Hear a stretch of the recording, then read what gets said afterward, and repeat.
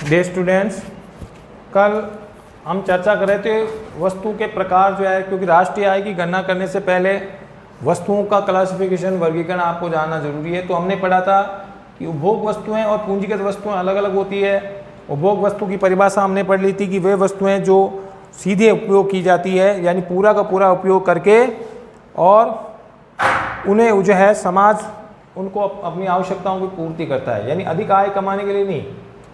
ठीक है। जबकि तो उपभोग वस्तुएं दो प्रकार की होती है, हमने पढ़ा था, एक टिकाऊ उपभोग वस्तुएं और एक गैर टिकाऊ उपभोग। जितने भी खाद्यान्न वस्तुएं हैं वो सब किस में आती है? गैर टिकाऊ में, या ऐसे कह सकते हैं शीघ्रनाशी। ठीक है। तो पूछा जा सकता है कोई दो शीघ्रनाशी वस्तुओं के उदाहरण बताइए, या गैर टिकाऊ उपभोग वस्तु के उदाहरण बताइए। तो हम क्या कहेंगे?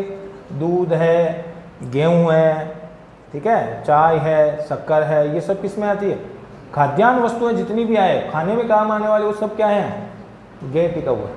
जबकि टिकाऊ उपभोग में जितने भी इलेक्ट्रॉनिक आइटम वगैरह हैं जो आप प्रयोग कर रहे हो, टीवी, कूलर, फ्रिज, वो सब किस में आएगी? टिकाऊ उपभोग वस्तु। तो ये दोनों ही सामूहिक रूप से क्या कहलाती है? उपभोग वस्तु। इनका उपयोग करने के बाद उपभोक्ता क्या करेगा? उपभोक्ता अपनी आवश्यकताओं को पूरा करेगा। ठीक है। और जिनका प्रयोग खुद उपभोक्ता करता है, अधिक आय कमाने के लिए नहीं, बल्कि खुद ही उनका प्रयोग करता है। जैसे एक कार खरीदी आपने, कार का प्रयोग अगर आप खुद घर में करते हो काम में लेने के लिए, तो क्या है? उपभोग वस्तु। एक टीवी आप घर में देखने के लिए खरीदते हो, तो वो उपभोग वस्तु है। लेकिन किस टाइप की उपभोग वस्तु है? टिकाऊ और उपभोग वस्तु।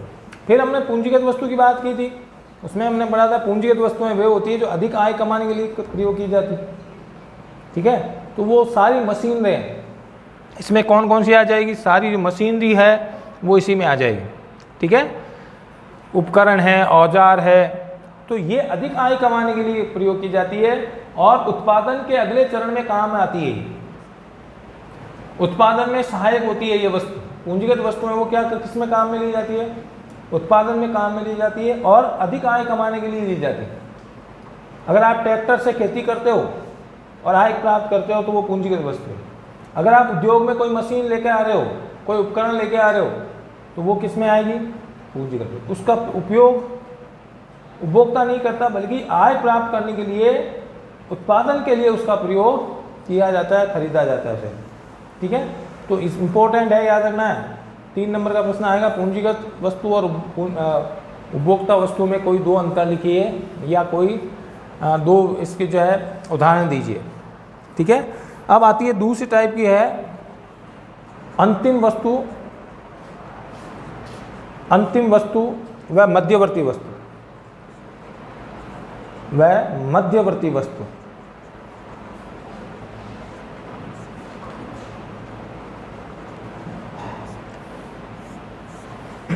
देखिए, इनमें भी डिफरेंस होता है। सबसे पहले हम बात करते हैं अंतिम वस्तु किसको बोलते हैं। अंतिम वस्तु यानी फाइनली गुड्स। देखिए, अंतिम वस्तु का मतलब वो वस्तुएं जो उपभोग के लिए तैयार है, उपभोग के लिए तैयार है, जिसको उपभोक्ता सीधा प्रयोग कर सकता है। ठीक है। यानी ये उत्पादन के अगले चरण में नहीं जाती, उत्पादन के अगले चरण में नहीं जाती, बल्कि सीधे उपभोग के लिए तैयार होती है। इसको हम एक एग्जाम्पल से पढ़ते हैं। अंतिम वस्तु का जो हम एग्जाम्पल पढ़ते हैं, जैसे एक किसान ने क्या किया? 1 किलो गेहूं का उत्पादन किया। ठीक है सर। 1 किलो गेहूं उत्पादित किया उसने। वो 1 किलो गेहूं, यानी उसने जैसे 15 रुपए के गेहूं का उत्पादन किया। 15 रुपये 1 किलो गेहूं का मूल्य 15 रुपये। ठीक है। उसने वो गेहूं बेचा आटा चक्की वाले को। आटा चक्की वाले ने उस गेहूं को पीस करके और उसका आटा बना दिया और उसको मार्केट में 18 रुपये केजी से बेच दिया। ठीक है। गेहूं का क्या बनाया उसने? आटा। अब उस आटे को आटे वाले ने क्या किया? बेकरी वाले को बेच दिया उसने 20 रुपये किलो में, जो है उस 18 रुपये किलो में बेचा। और बेकरी वाला क्या करा? उस आटे के जो है ब्रेड का निर्माण करेगा और वो ब्रेड उसने मार्केट में 25 रुपये में बेच। ठीक है। तो गेहूं, आटा और जो अंतिम रूप से जो ब्रेड, आटे से जो ब्रेड बनती है, तो ये सब क्या कहलाएगी? ये मध्यवर्ती वस्तु कहलाएगी। गेहूं और आटा ये दोनों क्या हैं? ये मध्यवर्ती वस्तु है, क्योंकि ये अंतिम उपभोग के लिए काम नहीं आती। अब उन दोनों से क्या बनेगी? ब्रेड। और ब्रेड मार्केट में कितने रुपए में बिक रही है? 25 रुपये में। जब हम राष्ट्रीय आय की गणना करेंगे तो देखेंगे कि इन मध्यवर्ती वस्तुओं के मूल्य को नहीं जोड़ा जाता है, क्योंकि अगर इसने, किसान ने कहा मैंने 1 किलो गेहूं पैदा किया 15 रुपये का, आटा चक्की वाला अगर 18 रुपये जोड़े, ये 15 रुपये जोड़े, ये 20 रुपये जोड़े और ये 25 रुपये जोड़े, तो कुल मूल्य कितना हो गया? कुल मूल्य 8 5 13 और 5 18, 3 और 2 5 6 और 1 7, 78 रुपये का हो गया क्या? क्योंकि सब अपना अपना उत्पादन करके जोड़ रहे हैं, तो मूल्य एक ब्रेड का मूल्य 78 रुपये हो गया, जबकि ये पॉसिबल है क्या? तो ये सारा यानी गेहूं और आटा, ये दोनों किस में आएगी? मध्यवर्ती वस्तु, क्योंकि ये उत्पादन के अगले चरण में जाती है ना। क्योंकि गेहूं से क्या बना? आटा बना। उत्पादन के अगले चरण में गया, आटे से क्या बनी? ब्रेड बनी। अगले चरण में गया, तो अंतिम वस्तु ब्रेड क्या है? अंतिम वस्तु है। क्यों? क्योंकि ये उपभोग के लिए तैयार है। पहली बात, उपभोग किसको सीधे खाने में काम ले सकते हैं? ब्रेड। आटा या गेहूं खाओगे क्या डायरेक्ट? तो उपभोग के लिए तैयार होती है, पहली बात। दूसरा, उत्पादन के अगले चरण में प्रवेश नहीं करती या नहीं जाती। ब्रेड का क्या बनाओगे? ब्रेड से अगले कुछ नहीं, ब्रेड सीधा बेचने में काम लो, खाने में काम लो। तो उत्पादन के अगले चरण में नहीं जाती है, ठीक है, और उपभोग के लिए तैयार होती है, तो ऐसी वस्तु को क्या बोलेंगे? अंतिम वस्तु। और जो उत्पादन के अगले चरण में जाती है और जो कच्चे माल के रूप में प्रयोग की जाती है, ये सब क्या है? गेहूं और आटा क्या है? कच्चा माल है। किसके लिए? ब्रेड के लिए। ब्रेड इन्हीं से बनेगी।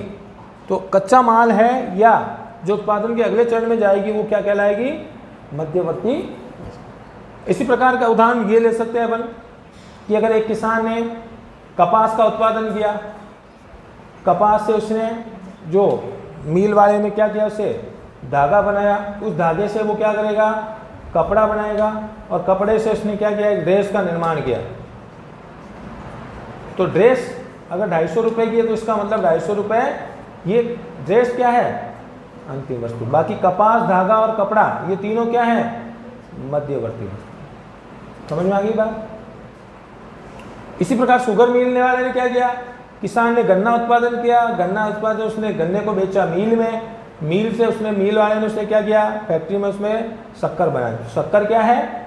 अंतिम वस्तु है। बल्कि गन्ना और ये जो उसका रस जो है वो क्या है? मध्यवर्ती। तो 3 एग्जाम्पल दे दी मैंने, समझ में आ गया? तो ये इंपॉर्टेंट है, ध्यान रखना, अंतिम वस्तु और मध्यवर्ती वस्तु में कोई 2 अंतर नहीं। तो अंतिम वस्तु क्या होती है? 2 विशेषताएं ध्यान रखनी है। अंतिम वस्तु जो है उपभोक्ता के लिए सीधे उपभोग के तैयार होती है, उपभोक्ता उसको डायरेक्ट काम में ले। दूसरी बात, वो उत्पादन के अगले चरण में प्रवेश नहीं करती, उससे और कुछ नहीं बनेगा, सीधा ही उसको काम में लोगे। ड्रेस का क्या करोगे? पहनने के लिए काम लोगे, जबकि कपड़ा नहीं पहनोगे आप, धागे को नहीं लपेटोगे, कपास काम में नहीं लोगे। ये उत्पादन के अगले चरण में जाती है, इसलिए इनको क्या कहते हैं? मध्यवर्ती। समझ में आ गई बात?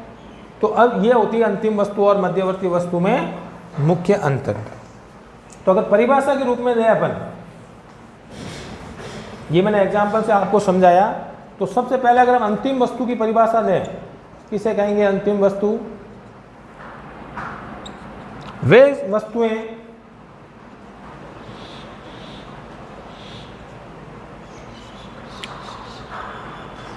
या सेवाएं जिनका उपभोग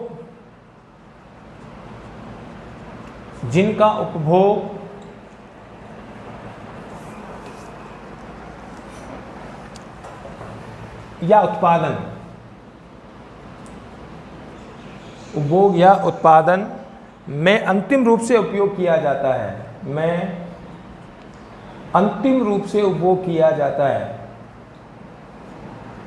अंतिम रूप से उपभोग किया जाता है।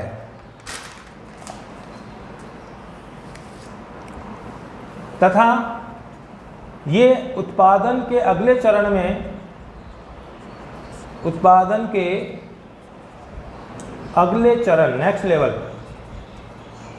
में प्रवेश नहीं करती, में प्रवेश नहीं करती।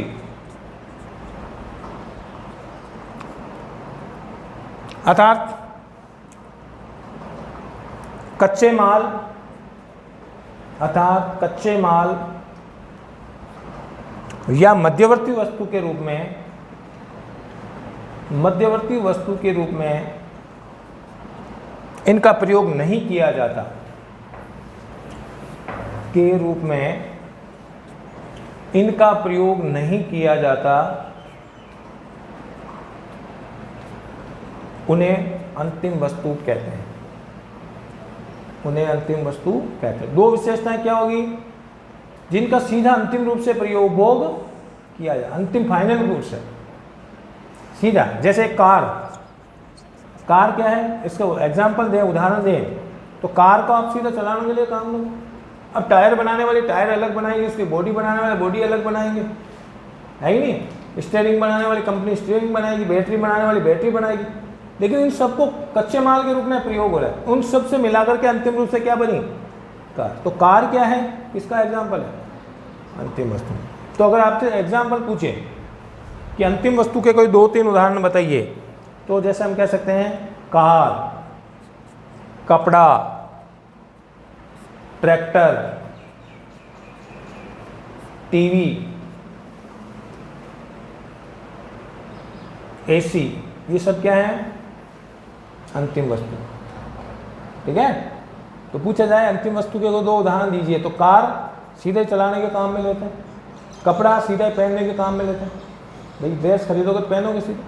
अब धागा कहाँ से बन रहा है, कपास कहाँ से आई है, वो उससे मतलब नहीं, सीधे कपड़े को हम पहनने के लिए प्रयोग करते हैं, है ना।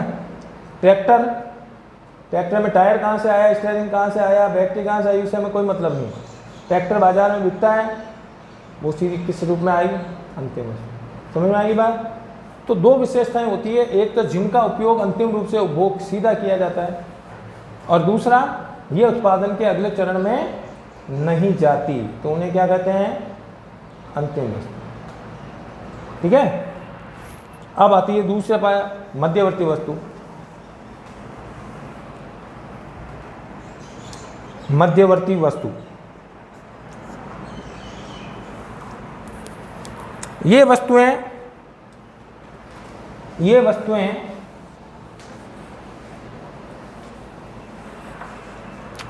अर्धनिर्मित,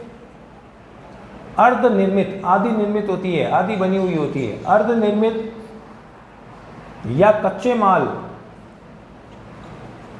या कच्चे माल के रूप में प्रयोग,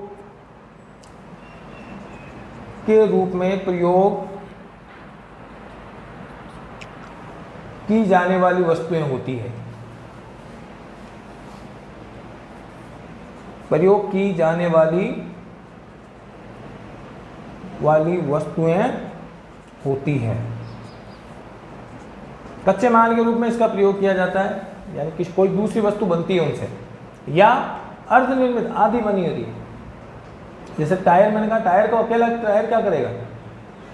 टायर किसी में गाड़ी में या ट्रैक्टर में लगेगा तो वो काम आएगा। तो टायर क्या है? अर्धनिर्मित। ठीक है भाई। ईंट, पत्थर, सीमेंट, कंकरी, ये सब क्या है? कच्चे माल के रूप में। और इससे क्या बनता है? मकान खड़ा होता है। तो मकान अंतिम रूप से इनकी सहायता से वो बनता है। तो इनको या तो ये अर्धनिर्मित होती है, ठीक है, और या फिर कच्चे माल के रूप में, जैसे लकड़ी से फर्नीचर बनाना, तो लकड़ी क्या है? कच्चा माल है। धागा, कपास और धागा क्या है? कच्चा माल। गन्ना क्या है? कच्चा माल। किसके लिए? शक्कर मिल, शुगर मिलोगे, ठीक है। ब्रेड के लिए आटा और गेहूं क्या है? कच्चा माल।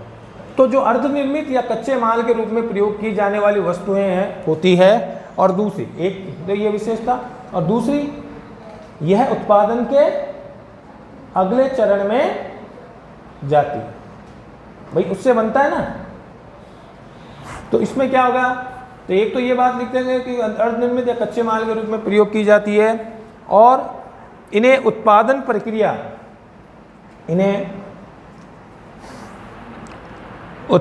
प्रक्रिया के एक या अधिक वर्गों में या अधिक चरणों में, एक या अधिक चरणों में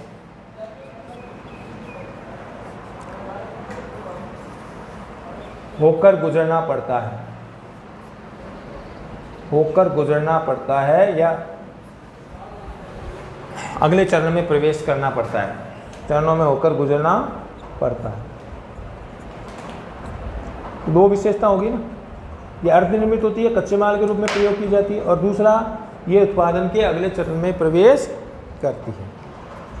ठीक है, गेहूं और आटा, गेहूं से क्या बना, आटा, तो गेहूं अगले चरण में प्रवेश करा, आटे से क्या बनी, ब्रेड। तो ब्रेड क्या है, अंतिम वस्तु है, बाकी आटा और गेहूं क्या है, मध्य।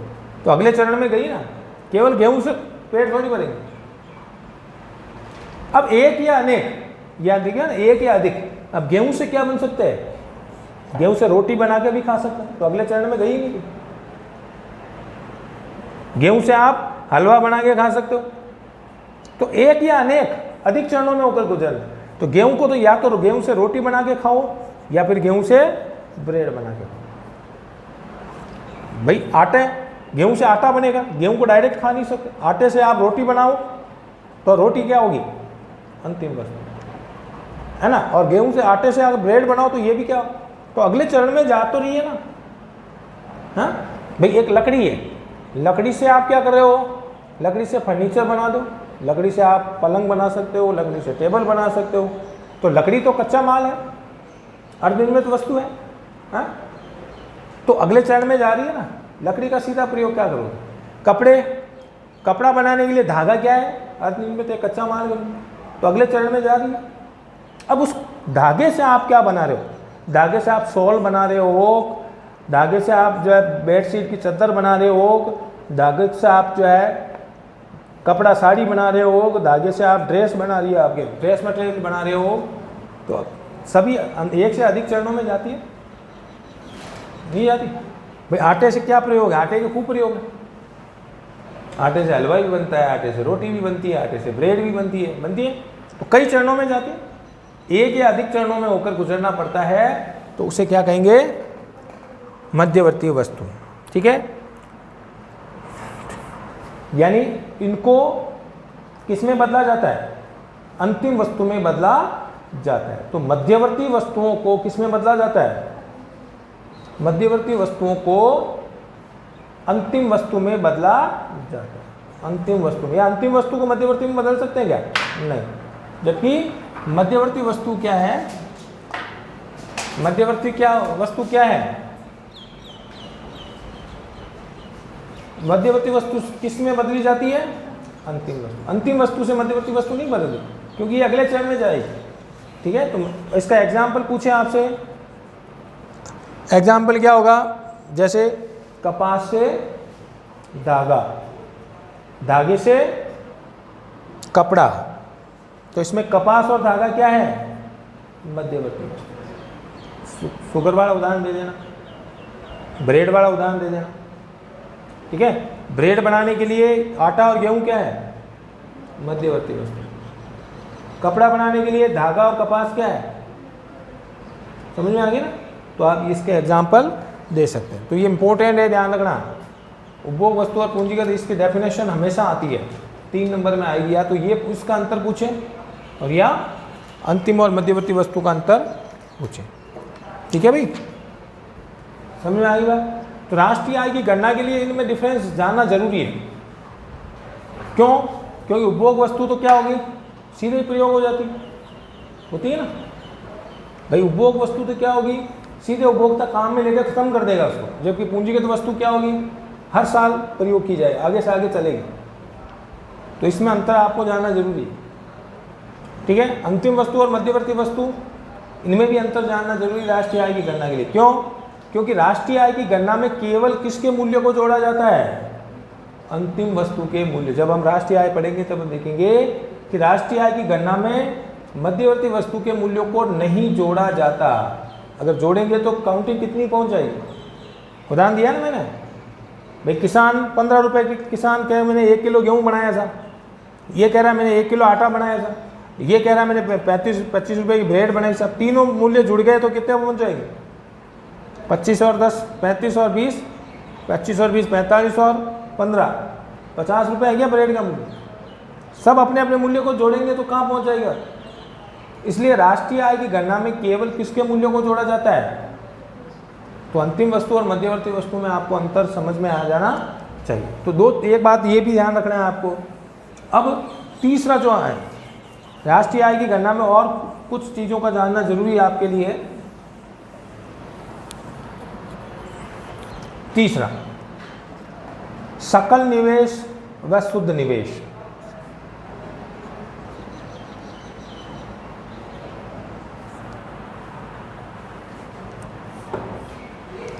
सकल निवेश व शुद्ध निवेश, नेट इन्वेस्टमेंट,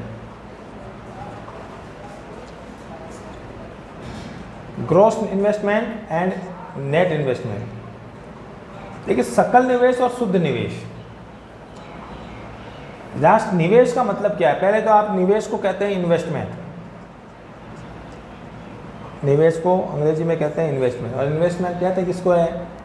अधिक आय कमाने के लिए जो भी खर्च किया जाता है किसी व्यक्ति के द्वारा, वो सब क्या है? इन्वेस्टमेंट, निवेश है। हाँ भाई, अगर आपने कोई कार खरीदी और उसको किराए पे चला रहे हो तो ये कार क्या है आपके लिए? इन्वेस्टमेंट। ठीक है, तो सकल निवेश और शुद्ध निवेश में अंतर क्या है? निवेश का मतलब जानना जरूरी है। निवेश होता है किसी वह पूंजी या वह पैसा जो अधिक आय कमाने के लिए खर्च किया जाता है, वो निवेश कह रहे हैं। ठीक है, तो अब इसमें अंतर क्या होता है? सबसे पहले आपके लिए निवेश की परिभाषा जानना जरूरी है कि फिर हम सकल और शुद्ध निवेश में अंतर पढ़ेंगे। निवेश को इंग्लिश में कहते हैं इन्वेस्टमेंट।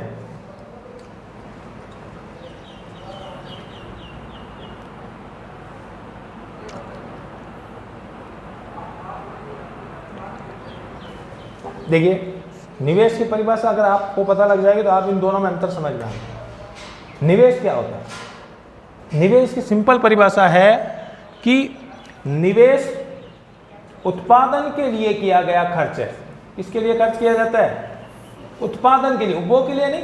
किसके लिए? उत्पादन के लिए किया गया व्यय है, किया गया वह व्यय है, वह व्यय है जिसे एक उत्पादनकर्ता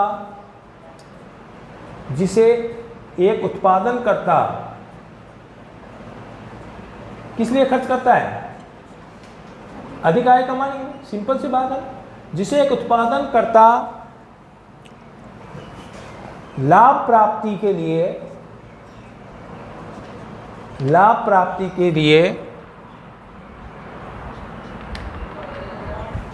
करता है।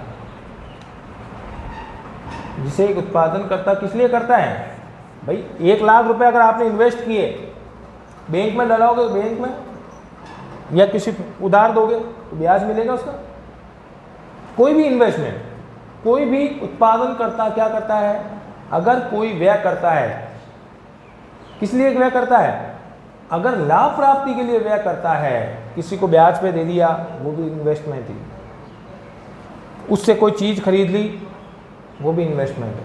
अगर आपने सोना खरीद लिया भाई अधिक आय कमाने के लिए, तो वो भी इन्वेस्टमेंट है। अगर आपने कोई प्लॉट ज़मीन खरीद ली तो वो भी इन्वेस्टमेंट है। क्यों? क्योंकि वो सारा व्यय आप उसको खुद में काम ही नहीं लोगे, एक उत्पादन करता है।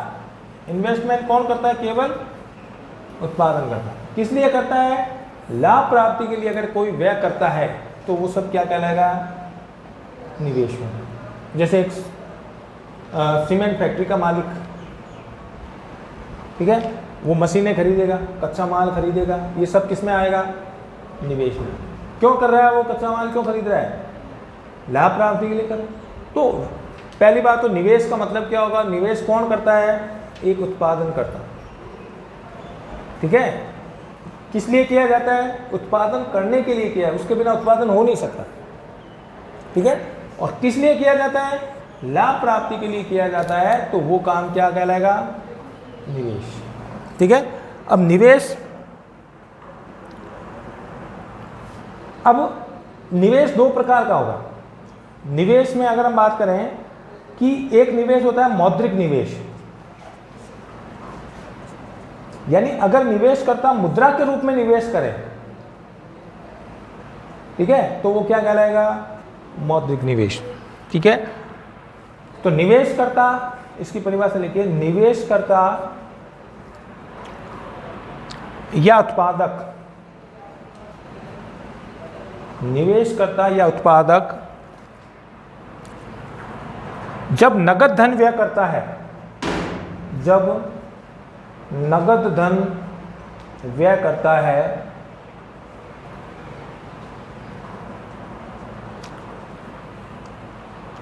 तो वह मौद्रिक निवेश कहलाएगा, तो वह मौद्रिक निवेश कहलाएगा।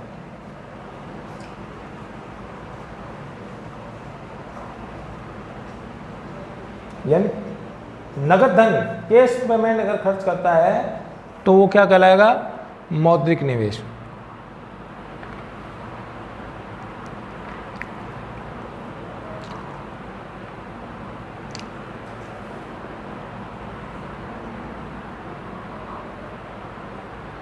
ठीक है, जबकि शुद्ध निवेश अगर हम बात करें, दूसरे प्रकार का जो निवेश होगा वो शुद्ध निवेश। ठीक है, तो मौद्रिक निवेश यानी मुद्रा के रूप में, जबकि सकल निवेश या शुद्ध निवेश में क्या होगा? इसमें खर्च किया जाएगा, जैसे कोई बांध बना दिया, कोई तालाब बना दिया, तो अगर ये व्यय किया जाएगा तो वो मुद्रा के रूप में नहीं किया जाएगा, इसलिए इसको क्या कहेंगे? शुद्ध निवेश। इसको केवल शुद्ध निवेश नहीं कहेंगे, मौद्रिक निवेश कहेंगे। ठीक है भाई, तो कल हम इन दोनों में डिफरेंस पढ़ेंगे कि सकल निवेश यानी इसको कहते हैं ग्रॉस इन्वेस्टमेंट, और ये होता है नेट इन्वेस्टमेंट। तो पहले इन्वेस्टमेंट की परिभाषा क्या है कि निवेश उत्पादन के लिए किया जाता है, हमेशा किस लिए किया जाता है? उत्पादन के लिए। और एक उत्पादन किस लिए करता है? इसे लाभ प्राप्ति के लिए। ठीक है, अब उत्पादन करता अगर मुद्रा के रूप में निवेश करे तो वो, यानी नगद रूप में निवेश करे तो वो क्या कहलाएगा? मौद्रिक निवेश। और अगर कोई बांध बना करके हम कह सकते हैं बांध है, तालाब है, या पर्यावरण को बचाने के लिए अगर कोई निवेश किया जाएगा तो वो मौद्रिक निवेश नहीं। ठीक है, तो इन दोनों में क्या अंतर होता है, इस चीज़ को हम ध्यान के, आज हमने 3 चीज़ों में अंतर पढ़ा था। पहला उपभोग वस्तु और पूंजीगत वस्तु में। राष्ट्रीय आय की गणना में उपभोग वस्तुएं तो शीघ्र खत्म हो जाती है, लेकिन पूंजीगत वस्तुएं लंबी चलती है, तो इसलिए अंतर जानना पड़ता है। पूंजीगत वस्तुओं में मूल्यह्रास आता है, मूल्यह्रास पढ़ेंगे अपन, डेप्रिसिएशन। ठीक है, जबकि उपभोग वस्तु में कोई मूल्यह्रास नहीं आता, तो इसमें मूल्यह्रास को जो है घटाया जाता है। ठीक है, इसलिए आपको पूंजीगत वस्तु और उपभोग वस्तु में अंतर जानना जरूरी है। जब हम पढ़ेंगे तब हम इसकी गणना करेंगे। फिर आपके आएगी अंतिम वस्तु और मध्यवर्ती वस्तु में। राष्ट्रीय आय की गणना में केवल कौन सी वस्तु जोड़ी जाएगी? अंतिम वस्तु, क्योंकि मध्यवर्ती वस्तु अगर जोड़ी जाएगी तो दोहरी गणना की समस्या उत्पन्न हो जाएगी। आगे हम पढ़ेंगे कैसे, बार बार अगर रिपीट होगी ना मूल्य, तो इसलिए राष्ट्रीय आय की गणना में केवल कौन सी वस्तु का मूल्य जोड़ा जाएगा? अंतिम। ठीक है, तीसरी सकल निवेश और शुद्ध निवेश। इन्वेस्टमेंट उपयोगकर्ता करेगा, उत्पादनकर्ता करेगा, तो यहाँ पर सकल निवेश को नहीं जोड़ करके शुद्ध निवेश जोड़ा जाएगा, अर्थात जो है इनमें डेप्रिसिएशन को घटाया जाएगा। ठीक है, तो इसलिए इसको हम जो है डिटेल से पढ़ेंगे। निवेश का अर्थ हमने पढ़ लिया, नेक्स्ट क्लास में हम इसमें डिटेल से पढ़ेंगे कि भाई शुद्ध निवेश और सकल निवेश में से मुख्य रूप से अंतर क्या होता है। ठीक है भाई, तो आज के लिए इतना ही। एक चीज़ का ध्यान रखना, अगर उसमें से आपके कोई चीज़ समझ में नहीं आ रही है तो वापस मेरे को क्लियर करें, क्योंकि राष्ट्रीय आय की गणना जब हम पढ़ना शुरू कर देंगे तब एक तो ये चैप्टर 15 नंबर का है, इसलिए हर चीज़ इसकी बारीक से आपको अध्ययन करनी है। पहला चैप्टर से शुरू होगा, 3 चैप्टर तक राष्ट्रीय आय वाला चैप्टर है, इसलिए शुरुआत में अगर कोई पॉइंट कोई चीज़ क्लियर नहीं हुई तो आपकी राष्ट्रीय आय समझ में नहीं आएगी, इसलिए इसको यहीं पर क्लियर कर लें। ठीक है, आज के लिए इतना ही, धन्यवाद।